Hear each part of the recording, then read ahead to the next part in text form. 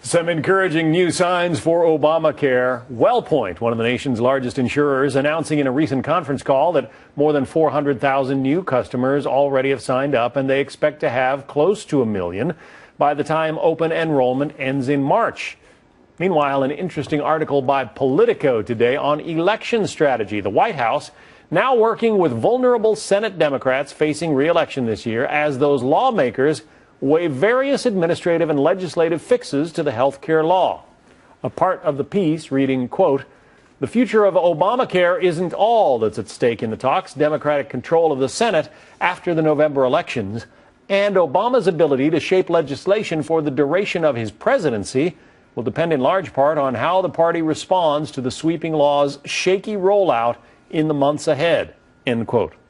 Let's talk about it with Julie Roginsky, former political advisor to Senator Frank Lautenberg of New Jersey.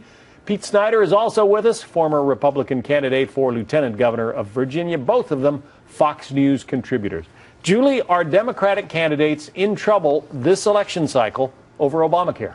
I don't think so, and I'll tell you why. First and foremost, we always say they're in trouble, and the Democrats keep continuing to pick up seats and hold the Senate, and that's been the case for the last, I think now this is the third cycle under Obamacare that we're talking about. Secondly, you're not running in a vacuum. You're running against another opponent, and we'll see who the Republicans put up. But the problem for the Republicans has consistently been twofold. One is they've nominated, through Tea Party primaries, really unelectable candidates. And secondly, they really haven't talked about what they want to do after they repeal Obamacare. And so because repeal itself is not popular, there's really nothing for them to run on except to say we want to repeal an unpopular law, but they will never talk about what they want to replace it with. That's problematic if you actually want to serve and be a legislator. All right. Pete, Senators Hatch and Burton and another senator have introduced legislation that they propose to replace Obamacare. Is that a first step toward avoiding the kind of thing that Julie is talking about? Well, absolutely. I mean, but I think the problem, John, is that this law is fundamentally flawed.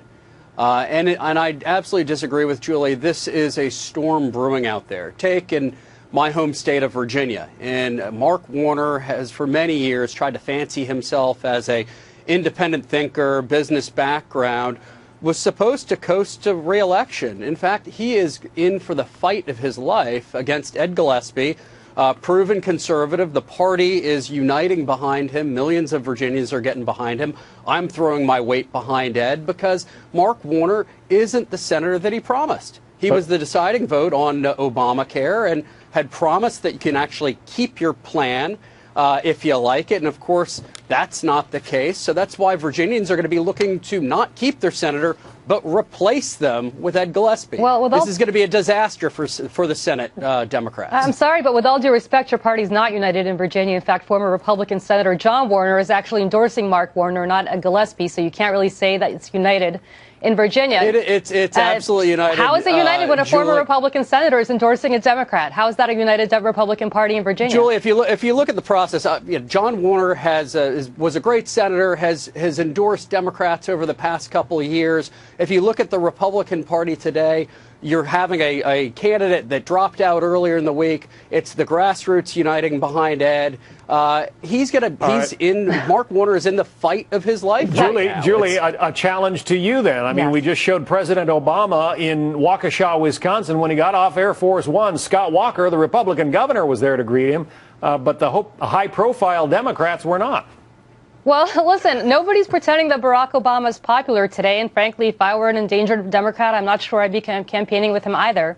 The question remains for the Republican Party, and it's the same thing we talked about for the last 6 years, or really the last two cycles, the last 4 years, which is, can the Republican Party prevent itself from nominating candidates that simply cannot win elections? And again, you've seen vulnerable candidates like Harry Reid. Well, Julie, that's why we'll prove it in Virginia with what's happening right now with Ed Gillespie. Look, I ran for office last year. You had a divided party. It is uniting right now, every single part of the party, because they see the eyes on the prize, that we need to win back the Senate, Barack Obama's scared. Mark Warner is running for his life. This is going to be the hardest election challenge that he ever had. That's happening in Arkansas. That's happening in Alaska. That's happening across the country. Back to the question, though, Pete. I mean, Obamacare. One of the articles says the rumors of Obamacare's death spiral are greatly exaggerated. It is the law. It's here.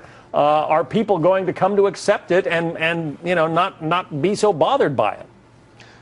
John, I think as people are impacted by this law, you look at Tom Coburn. He's battling cancer right now. He had to change his doctor. That wasn't what Barack Obama promised. Wall Street works in real time. So as soon as you had this flawed rollout this fall, every single insurer changed their estimates. They ratcheted back everything, and now that they're perhaps even getting close to their estimate, the Obama administration is trying to position that as good news. This is a brewing storm. It's not the Obama administration. It's actually WellPoint, but okay, go ahead. Have you ever had an analyst that has overestimated out there, Julie? Doesn't happen in Wall Street. All right. Thank you both. Julie Roginsky, Pete Snyder. We'll have you back on another time. Thanks. Thanks. Thanks, John.